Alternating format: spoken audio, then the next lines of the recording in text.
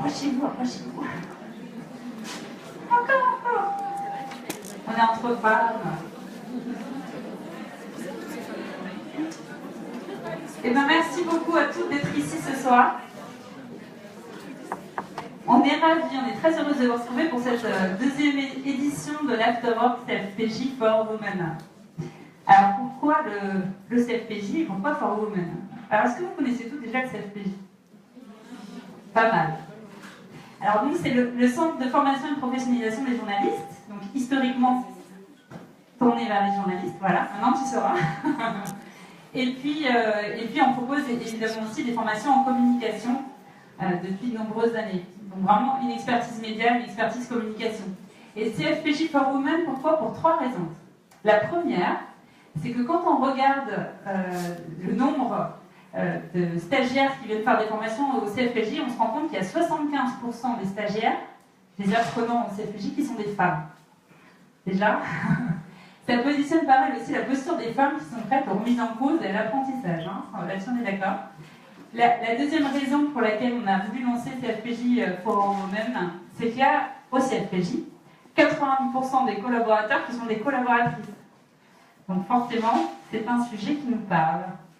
Et la troisième raison, c'est que quand on regarde le catalogue du CFPJ, et je ne sais pas si certaines d'entre vous ont déjà eu l'occasion d'en avoir un entre les mains, sûrement certaines, il y a plus de 200 formations qui sont proposées dans ce catalogue, et bien on peut découvrir qu'il y a de nombreuses formations qui sont vraiment des armes fatales pour permettre aux femmes de lever les freins, d'oser ce fameux leadership féminin.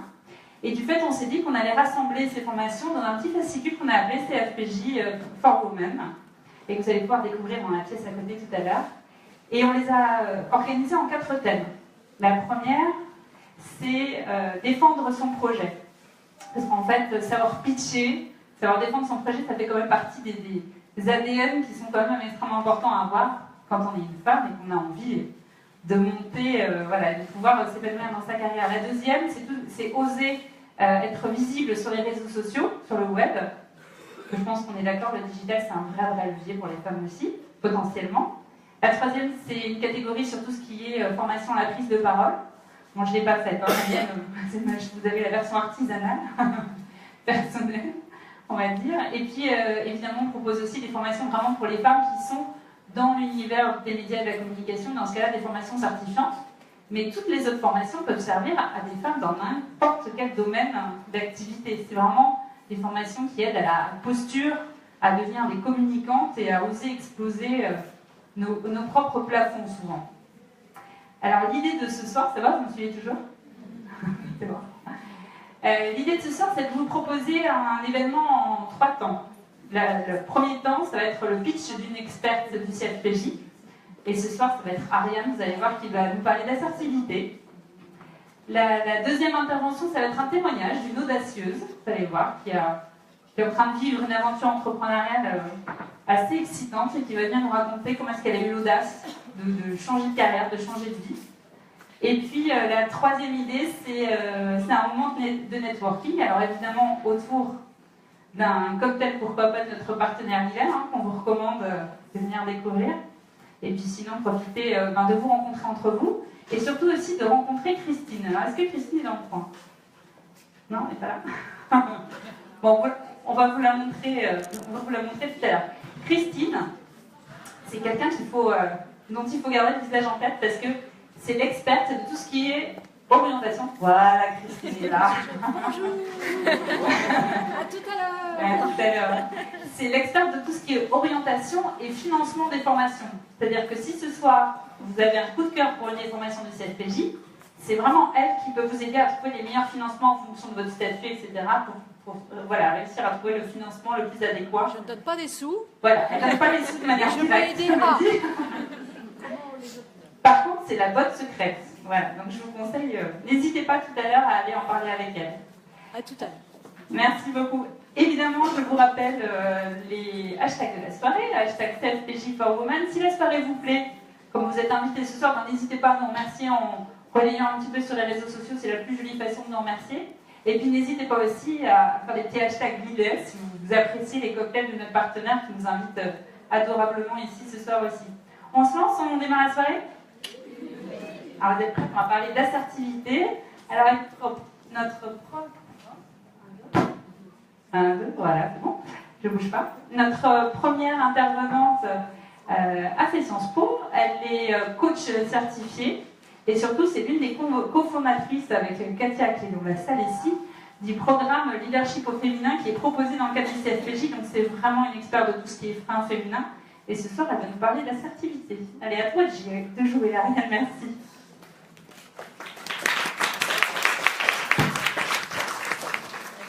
Là, vous m'entendez? Ouais, super. Alors, on va se mettre tranquillement, ça c'est bon. Affirmer son leadership au féminin. Un beau programme, n'est-ce pas? C'est un sujet dont j'ai eu l'occasion déjà de parler, mais je voudrais juste saluer Katia en particulier, avec qui on a créé il y a maintenant un bon nombre d'années cette formation centrée sur le leadership au féminin, qui nous a permis de croiser des parcours très intéressants, très riches, de femmes qui avaient surmonté un certain nombre d'obstacles. Et en particulier, on s'est rendu compte que ce qui était le plus difficile pour elles, souvent, c'était de demander des choses toutes simples, mais elles s'en faisaient un monde. Par exemple, demander un peu plus de sous pour son budget dans son département, demander une nouvelle ressource, un stagiaire de plus, et puis savoir refuser une proposition qu'on essaye vraiment de vous faire passer coûte que coûte, de prendre en charge un dossier qui ne nous plaît pas. C'était pas forcément la chose la plus évidente pour bien des femmes. D'autre part, certaines, toutes guidées par leur sens de l'harmonie collective, vous savez, hein, ça c'est quelque chose qu'on dit souvent être très spécifiquement féminin. Eh bien, beaucoup d'entre nous n'osent pas critiquer, par exemple, un collaborateur qui a fait une bêtise, qui s'est planté, et du coup ça nous empêche d'avancer, ça l'empêche d'avancer aussi, et alors même qu'on pourrait lui en faire une opportunité de progrès pour lui, eh ben on n'ose pas aller de l'avant, on n'ose pas lui dire ce qui ne va pas. Et puis je ne parle pas de celles qui ont dû faire face à des critiques extrêmement agressives de la part d'autres personnes dans l'entreprise, voire sexistes, ça existe quand même aujourd'hui, toujours.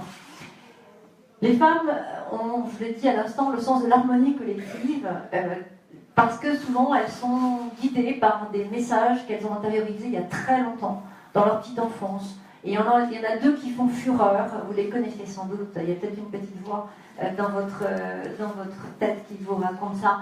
Sois parfaite, hein, sois parfaite, fais tout bien comme il faut, hein, sois une bonne professionnelle, sois évidemment une bonne maman quand tu as des enfants, sois évidemment une bonne conjointe, une femme accomplie sur tous les angles, et c'est évidemment excessivement exigeant. Et puis il y a un deuxième message aussi qui nous anime beaucoup, qui est « fais plaisir ». Hein, sois gentil, accepte ce qu'on te propose, ne demande pas trop pour ne pas déranger. Hein, voilà, alors ça nous amène parfois fort loin, et en particulier à des parcours parfois qu'on n'a pas voulu. Hein, comme ça, je m'est arrivé de coacher une femme qui faisait partie d'un comité de direction, et elle se posait la question de son positionnement professionnel. Et elle me disait, écoutez Ariane, mon souci aujourd'hui, c'est que je suis arrivée là, mais je ne sais pas trop comment. En fait, j'ai toujours accepté ce qu'on m'avait proposé, mais jamais j'ai été à la manœuvre, jamais j'ai demandé quelque chose pour moi, véritablement. Alors, pour essayer de vous aider sur ces positionnements, dans vos demandes, dans vos refus aussi, eh bien, j'aimerais vous passer ce soir quelques astuces pour être plus affirmé. Affirmé professionnellement, qu'est-ce que ça veut dire? Tout simplement, eh bien, c'est être capable d'exprimer, et chaque mot compte, le plus directement possible ce que vous pensez, ce que vous souhaitez et ce que vous ressentez. Et ça, c'est pas ce qu'il y a de plus simple, mais c'est très très important de savoir le faire. Ça peut sembler tout simple comme ça à écrire, mais pourtant il y a tant d'entre nous qui se prennent les pieds dans le tapis. Dès qu'elles ont l'impression, dès qu'elles ont à dire quelque chose, elles ont l'impression tout de suite de rentrer dans le pathos, dans le psychodrame, voilà. Exprimer le plus simplement du monde finalement. Mais ça n'est possible, en fait, et c'est ainsi qu'on évite justement le psychodrame parfois, que si l'on est capable également de tenir compte de ce que son interlocuteur pense, souhaite et ressent. Et le lui dire. C'est pas juste une question de penser très très fort, c'est aussi le lui signifier. Comment est-ce que je le lui dis pour finalement faire sur certains sujets, redescendre la charge émotionnelle à son juste niveau et finalement favoriser le dialogue et donc la collaboration. Donc en fait, ce que je vous propose là, c'est de voir ensemble quelques bonnes pistes et surtout bonnes pratiques pour éviter de se mettre dans le retrait, et c'est ce que j'appelle le paillasson, ou de s'énerver, hein, et là c'est ce que j'appelle faire le hérisson. Donc en fait c'est ni paillasson ni hérisson. Comment est-ce que je dis les choses simplement quand j'ai besoin de quelque chose pour avancer dans ma vie professionnelle, quand j'ai besoin de refuser, parce que décidément ça ne me convient pas, quand je dois faire une critique, quand je dois faire face à une critique agressive. Alors, c'est très simple, c'est très compliqué en même temps, mais c'est très simple principalement. Il y a 5 grandes règles à avoir en tête, et j'aimerais que vous les receviez comme une sorte de kit de survie pour ce soir. Voilà. Si vous gardez ces 5 règles en tête, eh ben vous êtes parés pour bon nombre de situations. La première règle, c'est la verbalisation. Une verbalisation directe et précise. Les anglo-saxons disent straight to the point. C'est véritablement ça. C'est-à-dire que si vous avez quelque chose à demander, c'est pas la peine de recontextualiser votre demande par 15 périphrases, parce qu'au moment où vous allez émettre votre demande, ça va faire... Vous voyez ce que je veux dire? Donc, allez-y directement. Et ayez conscience d'une chose, c'est que si, dans votre façon d'être, vous restez calme, je dirais même douce, pourquoi pas, hein, vous pouvez dire des choses très fermement, hein, et straight to the point. Donc, ça, c'est la première des choses. Et vous remarquez aussi quelque chose qui va avec, c'est la concision. Hein. Essayez de faire des phrases simples, courtes. Deuxième règle, s'impliquer personnellement. C'est-à-dire que lorsque vous demandez quelque chose, lorsque vous refusez, eh bien vous dites « je » ou « nous » lorsque vous parlez au nom de votre équipe. Je vous signale que quand vous vous impliquez vous-même, ça vous donne aussi le droit d'impliquer l'autre au passage, de le mouiller un peu. Hein. Vous vous mouillez, il se mouille aussi. Hein. Et puis, surtout, ça fait prendre conscience à l'autre qu'en face de lui, il n'a pas juste un titre, une fonction, il a une vraie personne. Hein. Et puis, je suis sûre que vous avez déjà remarqué que quand vous dites, par exemple, non à quelqu'un une première fois, vous le collez d'une manière un peu impersonnelle, dans le style, vous voyez, ça va pas être possible. Alors, ça va pas être possible. Vous sortez la personne par la porte, et normalement, s'il est bien constitué, il revient illico presto par la fenêtre. D'accord? Alors que si vous lui dites, non, je ne peux pas, là, il y a quelqu'un quand même derrière le jeu. Hein. Bon. Troisième règle. C'est bien d'avoir de l'empathie. Ça n'est pas de la sympathie, on est d'accord, hein, la différence entre l'empathie et la sympathie. Mais de toute façon, si vous êtes capable de comprendre ce que l'autre pense, souhaite et ressent, ça ne suffit pas. Il faut le lui dire. Il faut expliciter ça. Un peu comme si vous étiez dans sa tête.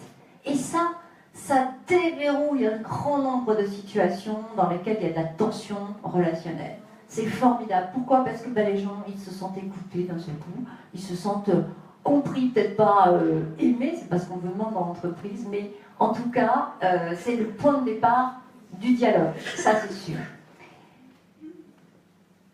Quatrième règle, le disque rire. Comment est-ce que je répète? Et pourquoi est-ce que je répète mon point de vue? Parce que c'est ce qu'on dit en pédagogie. Je suis bien placée pour le savoir. La pédagogie, c'est répéter au moins 3 fois. Voilà. Donc, si vous ne répétez pas votre point de vue, alors vous allez lui chanter avec des mots différents, hein, on est d'accord. Mais l'autre, il ne va peut-être pas se faire comme ça. Donc, c'est important que vous sachiez reformuler, on y reviendra. Et puis, il y a une dernière règle qui peut paraître étonnante. Conclure rapidement sur les points d'accord. Alors, c'est le rapide surtout qui vous interpelle peut-être. Pourquoi? Je vais vous le dire, c'est simple. Parce que quand il y a de la tension dans la relation, même si vous avez appliqué toutes ces belles règles, si à un moment donné ça commence à s'éterniser, eh bien l'autre va repartir en boucle à l'attaque, à l'assaut. Hein, et vous allez finir par fatiguer. Et quand on fatigue, c'est pas une question de laisser l'autre gagner.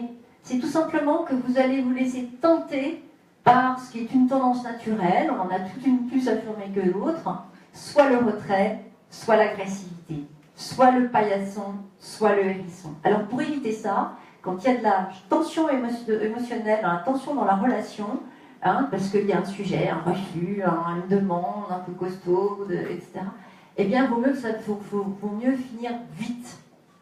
Vous serez plus efficace. Et donc, voilà, normalement, dans ces cas-là, ça se finit bien.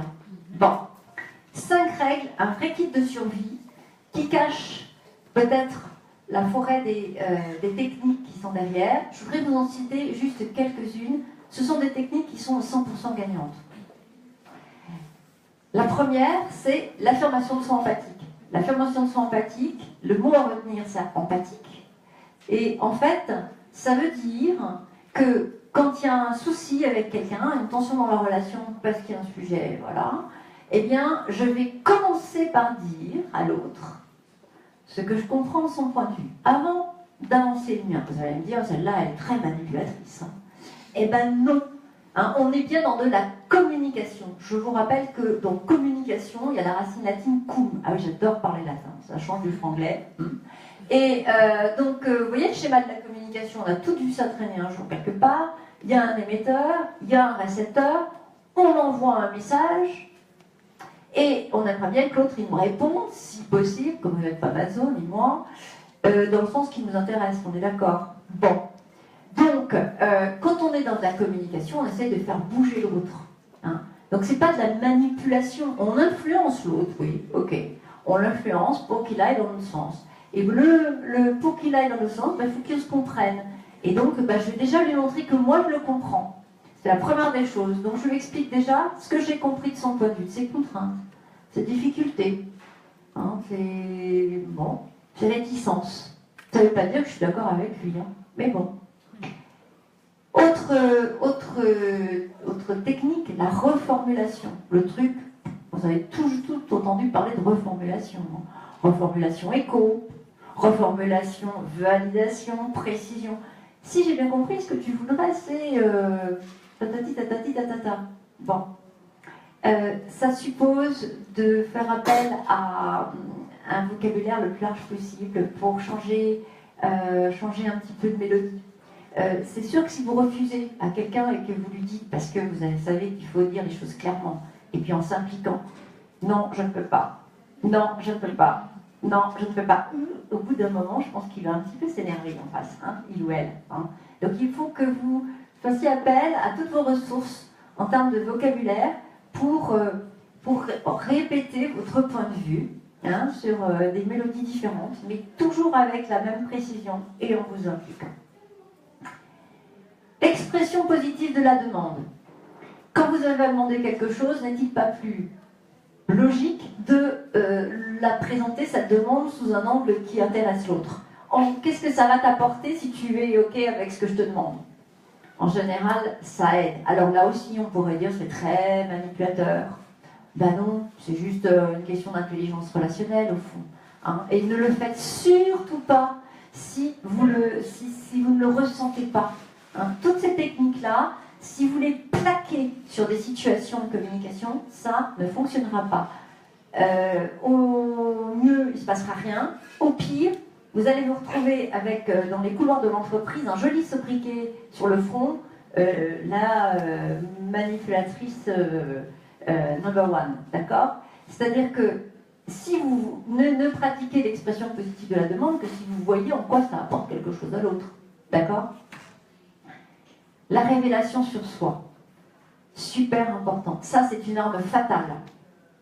Dans certaines de mes formations, je distribue des listes entières d'adjectifs qui permettent d'exprimer ces émotions négatives de manière précise.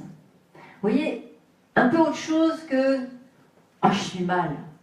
Alors, « Ah, je suis mal », ça veut dire quoi? Ça veut dire « Je suis ennuyée, je suis désolée, je suis frustrée, je suis déçue, je suis dépitée ».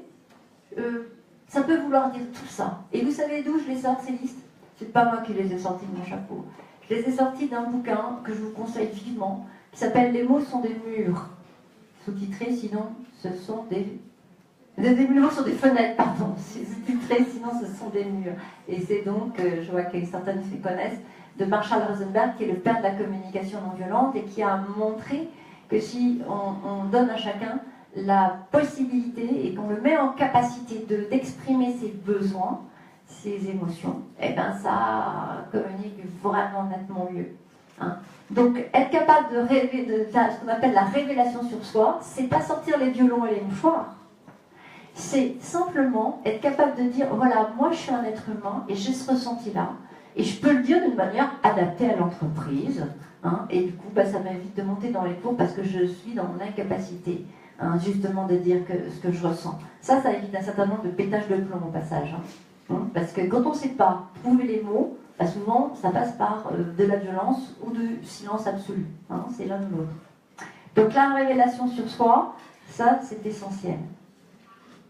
Le questionnement.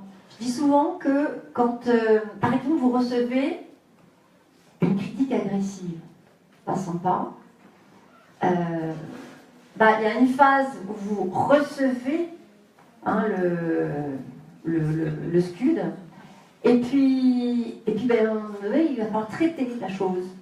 Et on passe à la phase résolutoire. Et la phase résolutoire, déjà, on va essayer de se calmer, donc on va essayer de réinjecter de l'objectivité et donc des faits. Et ça, on va le faire par des questions, et puis on va essayer de trouver des solutions ensemble. Et donc, on va mener son enquête pour savoir ce qui est possible de faire. Voilà. Et donc ça fait partie des techniques. Menez votre enquête, posez des questions. Hein, et vous rentrez évidemment dans le dialogue. Et puis, il y a une dernière technique que je voudrais évoquer avec vous, qui est la technique du brouillard. C'est quoi ce truc-là? La technique du brouillard, c'est se taire. Et pour le coup, c'est se taire, mais sans être en retrait. C'est de l'intelligence relationnelle. Être dans le brouillard, c'est ne pas répondre à une amorce d'un jeu psychologique que l'autre tente. Vous savez, on est tous des joueurs, des joueuses. Hein, et de temps en temps, ça nous amuse d'aller cagasser l'un ou l'autre sur un de ses petits points faibles. On le connaît, hein, on sait bien sur quoi on va pouvoir le faire courir. Hein, sauf que ce qui est dommage, c'est qu'on va essayer d'aller chercher, de l'escagasser sur quelque chose qui n'est pas directement lié au cœur de notre relation, de notre collaboration professionnelle. C'est bien dommage hein, si à ce moment-là on se frite pour quelque chose qui n'a pas d'intérêt. Et dans les entreprises, il y a beaucoup de sujets sur lesquels on peut être en désaccord. C'est pas forcément interdit d'en parler, mais la politique, le sexe, la religion, un certain nombre de sujets comme ça. Bon, puis des choses parfois plus anodines, on sait qu'on va trouver l'autre, et il sait qu'il va nous trouver. Alors dans ces cas-là, il vous a balancé un scud, vous le laissez passer, comme si vous ne l'aviez pas vu. Et c'est pas une retraite, c'est juste ne pas marcher dans la combine, dans la sale combine. D'accord? Eh bien franchement, quand vous avez le kit de survie, quand vous avez en tête comme ça, hein, ces quelques techniques, vous êtes armé. Vous êtes armé pourquoi? Ah oui, j'ai oublié l'écoute. Oh oui, ça c'est l'écoute, c'est la cerise sur le gâteau. C'est pas la cerise sur le gâteau, c'est essentiel même. Quand vous êtes en train de régler un problème avec quelqu'un, surtout vous prenez le temps de l'écouter. Parce que l'être humain, il adore ça qu'on l'écoute. Ça marche à tous les coups.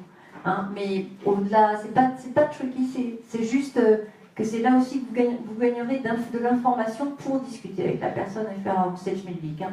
Donc pensez vraiment à l'écoute. Et là, l'écoute, on est d'accord, c'est pas juste avec les oreilles, c'est aussi avec les yeux. Parce que il vous envoie plein de signaux l'autre, hein, il vous raconte plein de choses. Et ça va vous permettre aussi d'assouplir votre propos, de l'amender pour aller dans le sens d'une collaboration. Alors, demandez quoi? Une promotion? Ça vous dit? Pourquoi pas hein? Osez demander une promotion. Alors là, maintenant, je livre 4 fiches, 4 scénarios. Écrit a priori, fonctionne bien. Hein? Parfois, on peut permuter une ou deux lignes, mais ce chemin-là, il fonctionne bien. Alors, allez directement au point. Vous voulez demander une promotion, c'est pas la peine de vous cacher derrière votre petit doigt.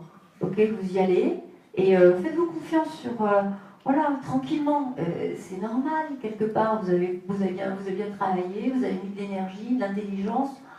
Ben, à un moment donné, c'est pas pour rien. Donc, allez directement au point. Et puis, attendre la réaction de l'autre. Ne vous précipitez pas pour vous justifier. Ça va venir. Attendez sa réaction. Quand on est dans une relation affirmée, le mot-clé, c'est l'équilibre. Hein. Donc, en fait, on est chacun en position adulte. On se parle et on s'estime mutuellement. Donc, laissez-le réagir. Et d'ailleurs, sa réaction va vous donner des indications sur ce que vous pouvez expliquer, hein, mais sans jamais vous justifier. Vous n'êtes pas dans la justification. Vous allez dire, ouais, mais elle est gentille, celle-là, mais moi, mon boss. Vous pouvez donner une explication, mais ne commencez pas par dresser une liste de justifications au fait que vous demandiez une promotion. Vous n'allez pas vous excuser quand même. Hein. Donc, c'est juste une explication. Ok, vous lui donnez des comptes, mais on n'est pas dans la justification. Et puis, expliquez-lui ce que vous comprenez. Peut-être pas dire oui, ok, tout de suite, clac, en claquant dans les doigts. Expliquez-lui ce que vous comprenez de son point de vue, de ses difficultés. Réitérez votre demande, effectivement, en lui montrant ce que lui a gagné. Hein. Et puis, s'il le faut, eh bien, vous allez commencer à questionner. Donc, vous retrouvez les techniques que je vous ai proposées. Hein. Le questionner pour ouvrir le champ des négociations. Qu'est-ce qui est possible de faire? Est-ce que tu peux en parler à la DRH? Et si oui, dans combien de temps on en reparle? Il n'y a rien de pire que je vais en parler à la DRH. Ah oui, d'accord, ok, ciao, merci. Non, quand est-ce que vous pouvez revenir vers lui pour savoir s'il a bien eu le contact, etc.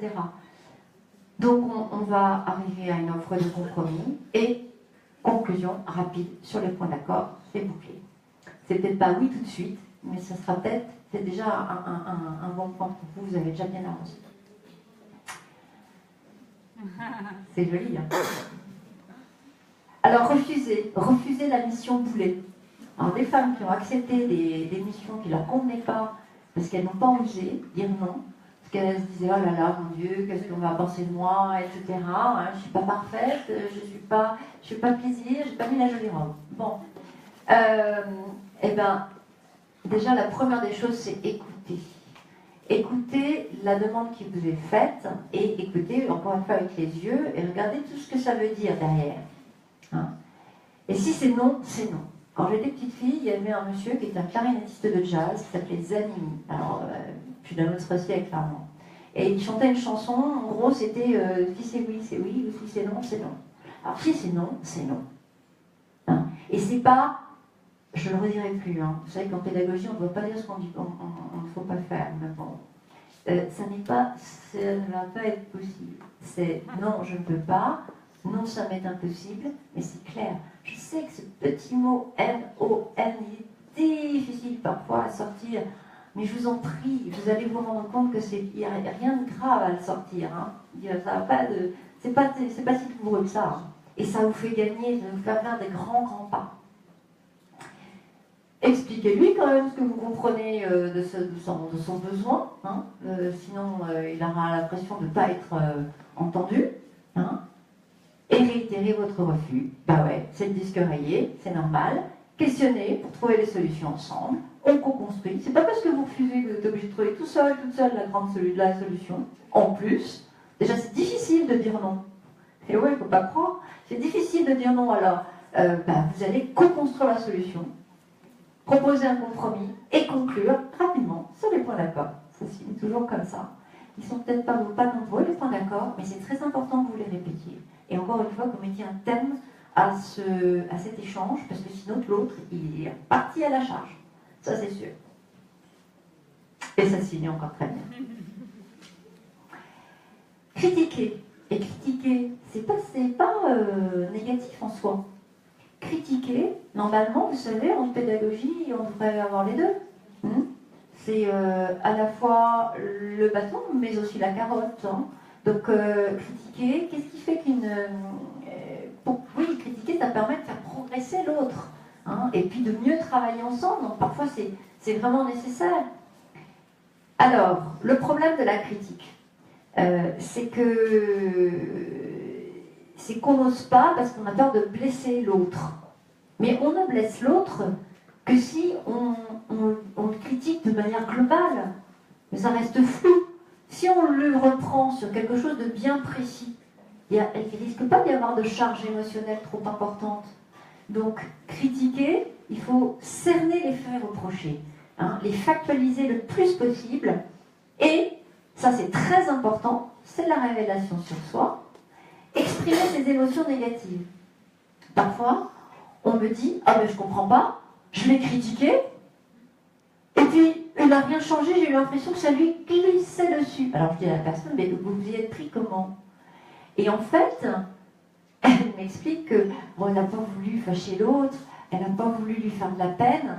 Alors, bon, elle lui a dit que là, ça n'allait pas, mais est-ce qu'il pouvait faire autrement? En fait, ce qu'elle a fait, c'est qu'elle lui a demandé de changer son comportement. Ça correspond à la deuxième partie de la critique. Mais elle ne lui a pas dit l'inconfort dans lequel ça la mettait à ce moment-là, que ça lui posait un vrai problème.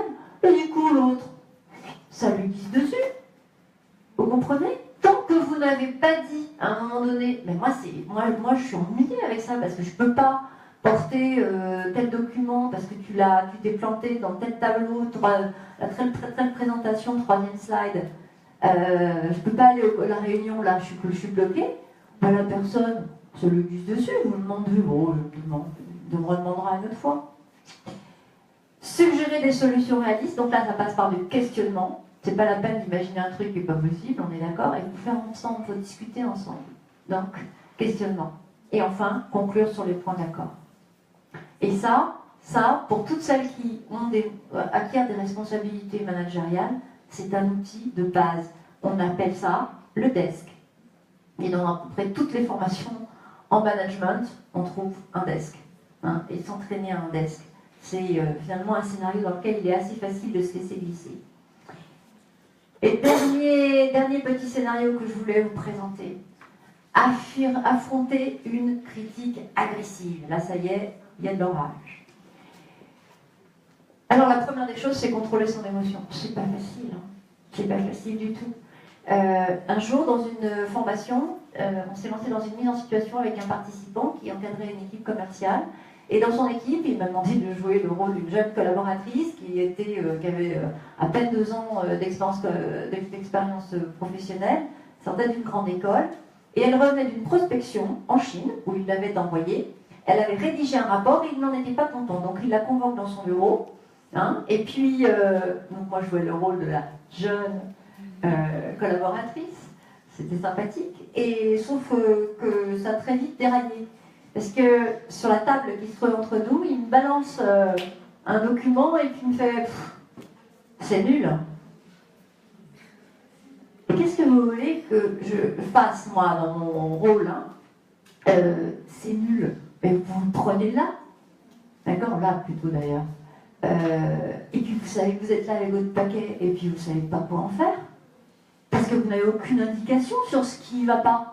Et en plus, il avait ajouté, un peu tordu, mais je pense que c'est un petit peu l'intéressant. Il avait rajouté, alors de deux choses l'une, ma petite. Ou bien, vous ne savez pas ce que c'est que rédiger un rapport, et dans ce cas-là, moi je vous conseille de retourner sur les bancs de votre école. Ou bien, je sais pas, vous êtes allé en Chine, pourquoi? Pour vous faire masser? Je passe la grossièreté du propos, je pense qu'il se rendait vraiment intéressant. Parce qu'il y avait la claque autour du groupe de formation. Ce n'était pas très élégant, il n'était pas très à sa gloire. Mais bon, là il faut contrôler son émotion quand vous recevez ça. Hein. Et donc la première des choses, c'est de bien vous ancrer dans le sol. Mais malgré tout, tout en écoutant, d'essayer de respirer, de ne pas bloquer votre respiration. C'est essentiel, parce que c'est très choquant. Écoutez, pendant ce temps-là. Et oui, écoutez, et même, et oui. Vous savez ce qu'on dit, il n'y a pas de fumée sans feu. Alors, si jamais vous aviez commis le début du commencement d'une erreur, on ne sait jamais. Donc, moulinez sur les éventuels risques que vous ayez effectivement commis cette erreur. Et vous savez aussi ce qu'on dit, il n'y a pas de fumée sans feu. Donc, si vous vous êtes planté, dites-le. Hein. Et à ce moment-là, en général, l'énervement en face retombe et comme par magie, et vous entendez très bien. Maintenant, vous n'êtes pas obligé d'avouer des choses que vous n'avez pas commises, hein, je vous le dis quand même. Hein. Et en tout état de cause, ce qui est très important, c'est que vous rameniez du calme en posant des informations claires, précises sur ce que vous avez produit. Ça calme et en plus, ça permet de préparer la suite, c'est-à-dire la résolution du problème. Au passage, pour l'apaiser, un petit peu d'empathie, ça fait pas mal. Allez, hein. Et puis voilà, on résout le problème parce qu'on est sur le même bateau. Et donc, on questionne pour ramener de l'objectivité dans la situation, mener son enquête pour savoir ce qui est possible de faire pour résoudre le truc. Ah bah oui, est-ce que ça je peux le reprendre? C'est ça que je dois reprendre? Ok, très bien. Mais ça je peux le garder. Ah ouais, tiens, en même temps, il réalise que tout n'est peut-être pas à jeter d'un coup à la poubelle. Proposer une solution ou offre de compromis et conclure rapidement. Bon, je n'irai pas jusqu'à écrire chaleureusement, mais un minimum quand même sur les points d'accord. Alors, voilà. Bon, ça peut faire sourire. Il ne s'agit pas de se boxer, hein. Il s'agit d'être juste, finalement, plus calme avec son point de vue. Et tout ça n'est possible que, parce que là on vient de voir des techniques verbales, que si vous incarnez ce point de vue, hein, dans votre comportement, dans votre voix. Ce que je viens de vous passer là, c'est la face émergée de l'iceberg. Parce que la face la plus importante, l'aspect le plus important, c'est ça. Comment est-ce que j'incarne mon point de vue? Les deux pieds dans le sol. Hein, alors, bon, quand on sait qu'on va à un entretien où on va demander une promotion, on évite de mettre des talons aiguilles. Vous allez me dire, ça c'est pas tout à fait mon idée. Peut-être que si quand même. Essayez d'être surtout bien stable, parce que vous savez que si vous êtes confiante dans vos appuis physiques, eh bien immanquablement vous serez beaucoup plus confiante aussi dans vos capacités à faire face à l'adversité. Voilà. Donc si vous avez des talons aiguilles et que vous vous laissez surprendre par une situation dans laquelle vous pouvez dire non, par exemple, eh bien imaginez que vous avez des pâtes au glace. Ça vous aidera. Et puis, ayez une gestuelle ferme et lisible. Une gestuelle ferme, ça veut dire que vos gestes sont hauts, ça veut dire visible quand vous êtes debout autour de la taille, et surtout si vous êtes assise, les deux mains sur la table. Bien visible. Vous cachez rien, vous n'avez rien à cacher. C'est ça le message que vous envoyez. Et puis vous évitez les tics gestuels. Donc vous faites des gestes volontairement, alors pas calculés, mais vous évitez, vous triturez la bague, la boucle d'oreille, vous arrachez les doigts ou de les faire craquer, ce qui traduirait ou votre agressivité ou votre malaise. D'accord?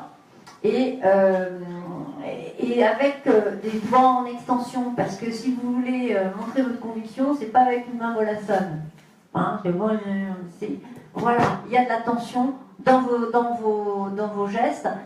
Évidemment, pas des trop grands gestes, une ouverture mesurée, évidemment.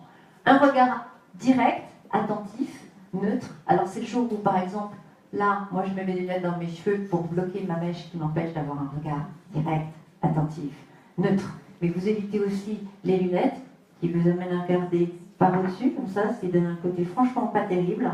Ou alors un peu par en dessous, vous voyez, là, comme ça. Ça, c'est pas forcément la personne avec qui on a envie de discuter, hein. Et la demande de laquelle on a envie d'accéder. Le sourire, dès que possible. Alors, un petit conseil d'amis, pas quand vous recevez une critique agressive. Parce que là, vous êtes pris le droit, vous allez vous prendre de gauche. Donc, il faut bien éviter. D'accord? Et puis, une voix affirmée. C'est quoi une voix affirmée? Un volume suffisant. Parce que si vous avez un volume...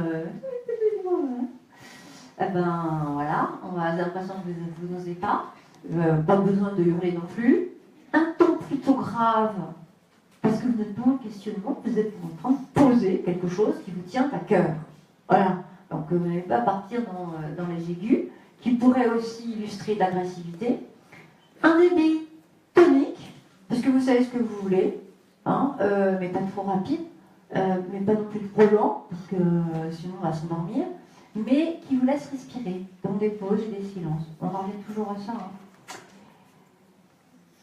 Et voilà, finalement, ce que je vous ai dit, c'est que du bon sens. En fait, j'ai rien dit. J'ai tout, mais j'ai rien dit. C'est-à-dire qu'en fait, finalement, être affirmé, c'est, et montrer son leadership, du coup, c'est être bien dans ses relations. Et du coup, c'est être un minimum bien avec soi-même. Ça veut dire que ça nous renvoie aussi à des questions d'estime de soi-même, de confiance en soi-même. Et ce sont des choses aussi qu'on va travailler dans les formations au CFPJ, et en particulier dans la formation qu'on co-anime avec Katia sur le leadership au féminin. Voilà, j'espère que vous avez entendu ces quelques astuces, c'est même au-delà de quelques astuces. Vous avez retenu le kit de survie et que vous vous sentirez un petit peu plus armé à la suite de cette soirée. Je vous remercie beaucoup de votre attention.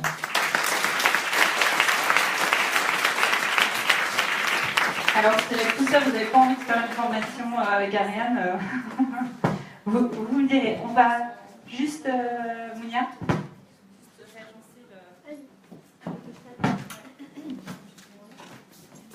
Oui, c'est ça. Parce que j'ai une copine qui vient, on va papoter, on change la mise en scène.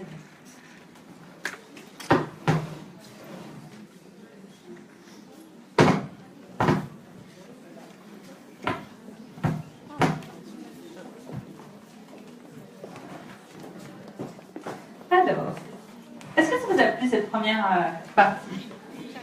Substantifique moelle, on est d'accord là, hein. Il y avait du contenu, il y avait du contenu. Je vous ai vu tout avec vos téléphones en train de prendre les photos des slides. La deuxième petite partie, c'est une partie un petit peu plus courte, c'est un petit témoignage que je vous propose. Je vais vous présenter une bonne copine, donc c'est pour ça qu'on a fait la petite mise en scène entre copines. Salut Laurence. Salut. Alors Laurence, elle va vous raconter sa petite histoire. Je vais proposer de venir parce qu'elle a, pour moi, c'est un bon exemple d'audacieuse et de femme qui a dit non, qui a dit oui, qui a été culottée de faire des changements de carrière en cours de route. Tu avais une carrière bien tracée. Quand on regarde son parcours sur LinkedIn, elle a travaillé chez LVMH, elle a été chef de produit senior chez L'Oréal à Londres, marketing manager des marques pro pour l'Europe, ça jette. Hein. International business, voilà sur le papier, en tout cas ça fait bien. Et tu as terminé directrice e-business et CRM de L'Oréal France. Et aujourd'hui, tu as monté ton entreprise. Oui. Alors comment on passe comme ça d'une aventure à l'autre, d'un scénario un peu tracé à une aventure aussi audacieuse que l'entrepreneuriat? Alors c'est marrant parce que par rapport à ce qui a été dit juste avant, on y passe parce qu'on apprend à dire non, parce qu'on se rend compte qu'on n'est pas forcément là où on a choisi d'être, mais là où on est arrivé par tout plein de raisons, qu'elles soient bonnes ou mauvaises, mais en tout cas on suit un parcours, on arrive, c'est difficile de dire non. On se dit, oh là là, si on me propose ce poste, c'est que c'est génial, je vais le prendre, j'avais jamais imaginé faire ça. C'est une opportunité, je ne peux pas la louper. Parfois, les missions boulées ont l'air de super missions aussi, parce qu'elles s'appellent, elles ont des titres hyper sympathiques. Et puis au-delà de ça, il y a des envies aussi qu'on a à 25 ans et qu'on n'a plus à 40. Et pour moi, c'est une accumulation de facteurs personnels, on va dire, enfin, tu les connais un peu, mais une première maternité, une deuxième, et puis j'ai toujours eu l'envie d'entreprendre, mais c'est pas vraiment quelque chose qu'on fait dans ma famille. Moi je viens d'une famille très très modeste dans le sud de la France, donc avec des parents d'ailleurs qui ont travaillé chez Leclerc, mais c'est une autre histoire. En fait, j'ai eu la chance de faire de bonnes études qui ont débouché sur des postes dont j'ignorais même l'existence, et finalement quand on se retrouve à mon âge avec des enfants, un crédit, un mari, une famille, c'est très compliqué de dire non, on va arrêter. Sauf que petit événement les uns après les autres dans la vie personnelle, il se trouve qu'en enchaînant les maternités et puis avec la perte d'un être cher l'année dernière, je me suis dit finalement c'est trop con. C'est pas parce qu'on me propose des choses qu'il faut que je les fasse. J'ai un projet perso, j'ai envie de le faire et on va dire non. Et j'ai choisi de ne pas rentrer de congé maternité. Grâce à mon mari aussi qui me soutient et qui m'a dit ok, on va changer notre façon de vivre, on va revoir ce qu'on fait. J'ai décidé de négocier un départ de cette société que je ne nommerai pas parce que je l'avais bien. Et puis j'ai monté ma boîte avec, donc, à la base ça s'appelait Meet the Chef. C'est une entreprise qui lutte contre le gaspillage alimentaire et je voulais absolument lancer quelque chose qui me parlait, qui était proche de mes valeurs. Et comment ça lutte alors contre le gaspillage alimentaire? Alors, dans le modèle original, le petit pitch. Voilà. Alors, on a pensé mettre en relation en fait les particuliers comme vous et moi qui cuisinent trop avec des particuliers qui ne cuisinent pas parce qu'ils n'ont pas le temps, pas envie, pas les moyens. en disant aujourd'hui, plus de 60% du gaspillage alimentaire en France, ça vient des foyers. Donc vous et moi, hein, c'est les yaourts qu'on jette avant les vacances, ou tout simplement qu'on jette parce qu'on se dit personne n'en mangera et les enfants ont changé de goût. C'est la part de lasagne en plus qu'on a mis au frigo samedi soir et dont on se souvient jeudi en se disant ah mince, elle était au fond, je ne l'ai pas vue. J'ai vécu ça la semaine dernière. La vie de chef, hein, Florence. T'as pas d'excuses, tu connais. Complètement. Et donc en fait on a monté un modèle avec, j'ai monté un modèle soutenu par mon mari pour mettre en relation donc, des particuliers. On a décidé de faire un crowdfunding. En fait, je ne sais pas si vous connaissez, mais c'est un système pour demander qui fait oui, c'est génial. Qu'est-ce qu'on a changé depuis quelques années? Donc il demande à des particuliers de donner un peu d'argent à un projet. Alors bon vouloir, et donc on leur explique le projet en disant si vous nous aidez, voilà ce qu'on va réaliser avec l'argent récolté. Donc on a eu beaucoup de chance, on a bouclé une levée de fonds sur Ulule et donc 131 inconnus nous ont fait cadeau de 20 000 €, ce qui n'est pas rien, et ce qui nous a permis de faire avancer le projet, ce qui nous a permis aussi de nous rendre visibles sur les réseaux sociaux, dans les médias. On a eu des magazines assez connus, des personnes dans ces magazines qui ont pris contact avec nous pour nous dire on voudrait faire une interview. Voilà, super, qu'est-ce que je vais dire? Il faut y aller quand même, on trouvera au moment où on y sera. Et puis très vite on s'est rendu compte que le modèle plaisait beaucoup, mais il y a une différence entre plaire, soutenir et s'engager au quotidien.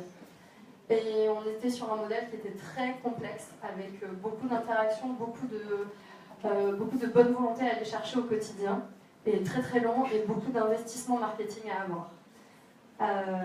Donc on s'est vite posé la question de se dire finalement, il faut quand même qu'il y ait un business model derrière, et il ne faut pas avoir peur de le dire. C'est pas parce qu'on a un objectif qui est positif pour la société, qui est de lutter contre le gaspillage, et aussi d'aider les personnes qui ont besoin de manger. C'est pas pour ça qu'il faut être une ONG, qu'il faut être une association, qu'il faut être dépendant des subventions de l'État, parce qu'il n'y en a pas tant que ça. Et dès qu'il y a un changement politique, l'association, elle bouge. Parce que si on n'est pas au niveau des Restos du Cœur ou du Secours Populaire, ça marche pas. Ça peut être la pérennité de ton projet, en fait. C'est la pérennité du projet.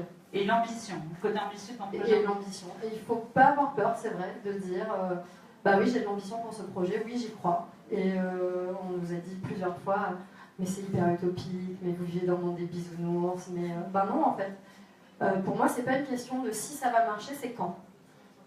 Il y a 10 ans, tout le monde a dit à Frédéric Mazella de Blablacar, ton idée, géniale. Maintenant, d'ici à ce que t'en vives, mais mon gars, il va se passer des décennies et des décennies. À commencer par la mairie de Paris, qui pourtant cherchait la solution pour éviter de prendre sa voiture en ville. Mais pourtant, 10 ans plus tard, tout le monde sait qui est Frédéric Mazella et tout le monde connaît Blablacar, voire une partie de la salle l'a déjà utilisé. Vous pourrez dire que vous avez vu Laurence Cajan. J'ai pas la prétention de dire ça, mais je pense que quand on est là pour créer un geste et un changement, il faut être prêt à accepter aussi que ça peut prendre du temps. Et une pédagogie qui peut prendre du temps derrière. Exactement. Et à côté, donc, tu as un business model qui est plutôt B2B. Voilà, donc on a profité d'un hackathon en fait, qui est organisé par Orange au mois de novembre dernier. Et on a pris 48 heures. Chez Orange, je crois d'ailleurs. J'ai vu tout à l'heure. On a pris 48 heures en fait avec l'équipe, je travaille avec 3 développeurs, pour repenser le modèle en disant si on veut avoir un véritable impact contre le gaspillage alimentaire, qu'on veut impliquer des gens, qu'on veut être connus et qu'on veut en vivre pour pouvoir pérenniser le modèle, comment est-ce qu'on fait pour adresser les entreprises? Et donc on est venu, on a gagné le hackathon, en fait ça fait partie des 3 lauréats avec l'idée du frigo jaune.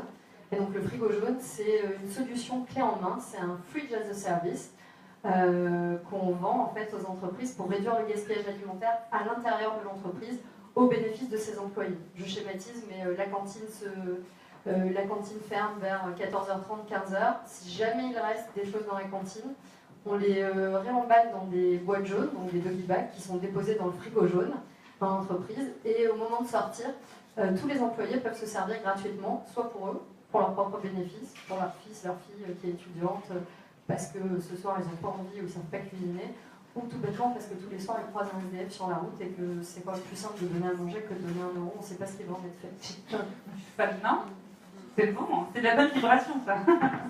Pour l'instant, voilà, donc on est encore tout jeune sur ce modèle-là, on a pas mal d'entreprises, de RH et de départements RSE qui viennent nous voir.